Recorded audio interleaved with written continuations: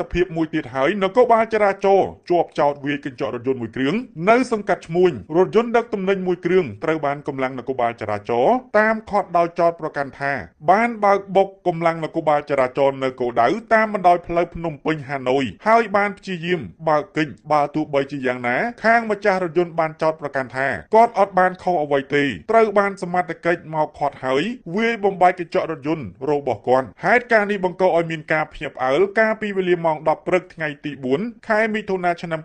2025 នៅតាមបណ្ដោយផ្លូវវិថីភ្នំពេញហាណូយក្នុងសង្កាត់ឈ្មួញខណ្ឌសែនសុខរាជធានីភ្នំពេញរថយន្តដែលរងការខូចខាតបែកកញ្ចក់ម៉ាកគៀពាក់ស្លាកលេខភ្នំពេញ 2R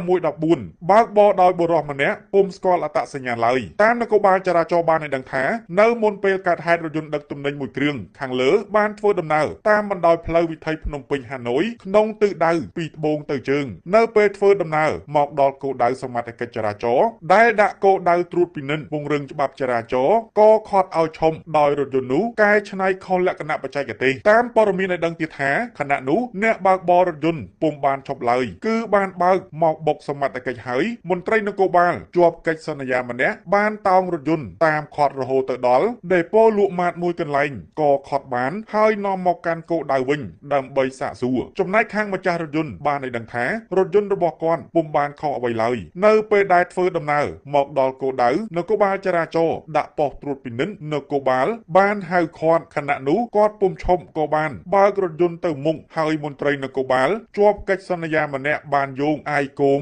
វាយកញ្ចក់រថយន្តបណ្ដាលឲ្យបែកនិងតោងរថយន្តរហូតតាមព័ត៌មានបានឲ្យដឹងទៀតថានៅព្រឹកនោះក៏មានការចោទប្រកាន់គ្នាទៅវិញទៅមកដោយនគរបាលបានចោទទៅលើម្ចាស់រថយន្តថាបើកបុកមកលើសមត្ថកិច្ចចំណែកខាងម្ចាស់រថយន្តក៏បានចោទប្រកាន់ថាខ្លួនពុំបានខុសអ្វីឡើយត្រូវបានមន្ត្រីជាប់កិច្ចសន្យាវាយកញ្ចក់រថយន្តរបស់គាត់ហើយតាមខត់រថយន្តទៀតនៅព្រឹកនោះមានការឈ្លោះប្រកែកគ្នាជាខ្លាំងផងដែររថយន្តនិងអ្នកបើកបរត្រូវបាននគរបាលចរាចរណ៍ខត់បញ្ជូនមកកាន់គោលដៅរួចក៏បញ្ជូនទៅកាន់ការិយាល័យចរាចរណ៍ផ្លូវគោកនៃស្នងការនគរបាលរាជធានីភ្នំពេញដើម្បីសាកសួរតាមព័ត៌មានឲ្យដឹងទៀតថានៅវេលាម៉ោង 4 រសៀលទៅហើយអ្នកបើកបរត្រូវបានខត់សាកសួរនៅការិយាល័យនៅឡើយបើតាមក្រុមការងារព័ត៌មាននិងប្រតិកម្មរហ័សនៃស្នងការនគរបាលរាជធានីភ្នំពេញបានឲ្យដឹងថាអនុវត្តតាមបទបញ្ជាផ្ទាល់ពីឯកឧត្តមសេនីយ៍ឯកជួននរិនអគ្គស្នងការរងនិងជាស្នងការនគរបាលរាជធានីភ្នំពេញក្រោយពីកើតហេតុការណ៍ផ្សព្វផ្សាយក្នុងបណ្ដាញសង្គម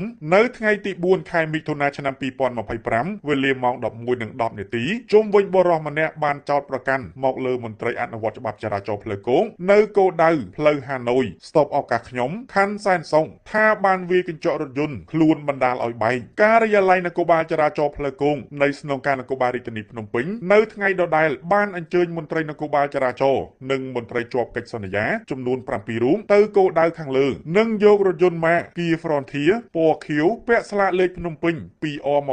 2614និងអ្នកបើកបររថយន្តមួយរូបមកការិយាល័យនគរបាលចរាចរណ៍ផ្លូវគោកដើម្បីសួរនាំពីហេតុការណ៍កើតឡើងឲ្យបានច្បាស់លាស់និងធ្វើរបាយការណ៍ជូនឯកឧត្តមស្នងការដើម្បីត្រួតពិនិត្យសម្រាញ់សូមបញ្ជាក់ថាកន្លងមកឯកឧត្តមសេនីយ៍ឯកជួននរិនអគ្គស្នងការរងនិងជាស្នងការនគរបាលរាជធានីភ្នំពេញបានណែនាំដល់មន្ត្រីចុះអនុវត្តច្បាប់ចរាចរណ៍ផ្លូវគោកពេលចុះអនុវត្តបំពេញភារកិច្ចត្រូវមានក្រមសីលធម៌វិជ្ជាជីវៈសេចក្តីថ្លៃ